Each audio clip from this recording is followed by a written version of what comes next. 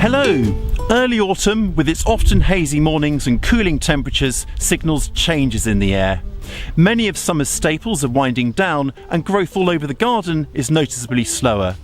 But if you think it's time to hang up the fork for winter, well, think again, because now's the moment Oriental leaves such as bok choy, mustards and mizuna really come into their own.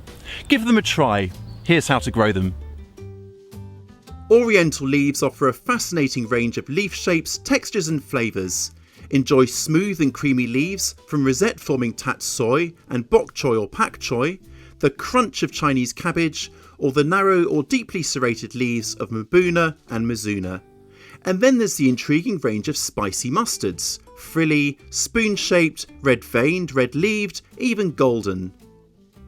Cool season Oriental leaves are best sown in the last weeks of summer to grow on into autumn and beyond, making them ideal for following on after earlier crops. Sow direct into prepared ground or start them off in module trays to plant out a few weeks later. Most are pretty hardy and will continue to give some leaves for cutting throughout winter, especially if given some protection in the form of a greenhouse or hoop house. And don't forget other winter hardy salads too, including mash or corn salad and miner's lettuce or winter purslane. Oriental leaves grow well in pots, troughs and trays too, either as individual plants or sown as a mixture of different leaves and or varieties to give a tasty explosion of flavours in one handy container.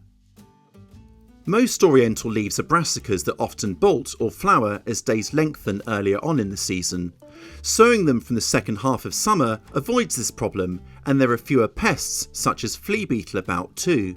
Sowings earlier in the year may still be made, just be prepared to pick the leaves very often to slow bolting when the plants push up flower stems and leaf production ceases.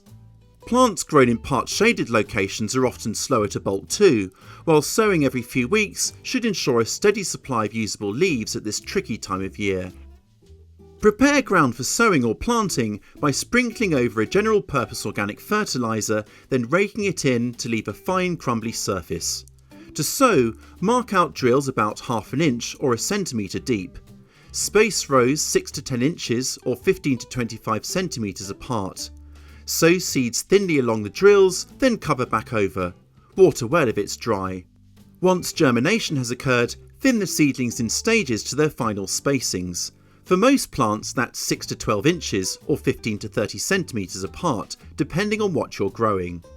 Our garden planner includes helpful growing guides for each crop to show you recommended spacings.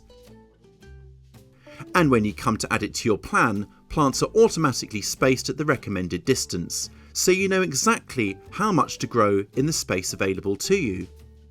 Sowing into module trays before planting out has some advantages. You can start plants off while the final growing area is still occupied by another crop, and tender seedlings are at less risk of slug damage. Fill trays with multi-purpose potting soil, firm it down with your fingertips, then sow 1 or 2 seeds into each cell. Cover with more potting soil, water and place the tray somewhere bright to germinate. The seedlings are ready to plant out about a month later. Seed mixes, sown into their final containers for cut and come again picking, should be scattered evenly onto potting soil before covering with more of the same. The seedlings shouldn't need thinning. Plant module raised seedlings at their final spacings. Carefully remove plants from their plugs, then lay them onto the prepared ground. Use a dibber or similar to make the holes, then position and firm the plants into place. If it's dry, be sure to thoroughly water after planting. Weed between plants to keep them free of competition, particularly important during the colder, darker months of the year. Slugs can be a nuisance, readily rasping holes into tender leaves. Pick them off at dusk or set up slug traps filled with beer and remove the slugs you trap. Protect plants grown earlier in the year from flea beetle by enclosing newly sown beds with row covers or insect mesh.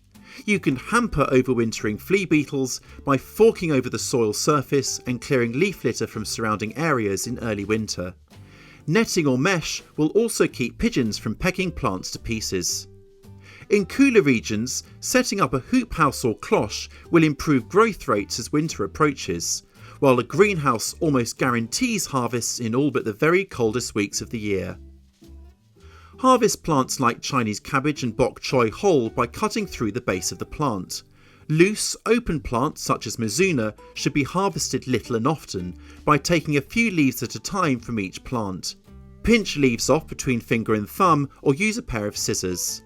After each cutting, there should still be enough leaves left for the plant to recover. Overwintered plants will grow strongly when warmth returns in spring, giving plentiful harvests before eventually bolting.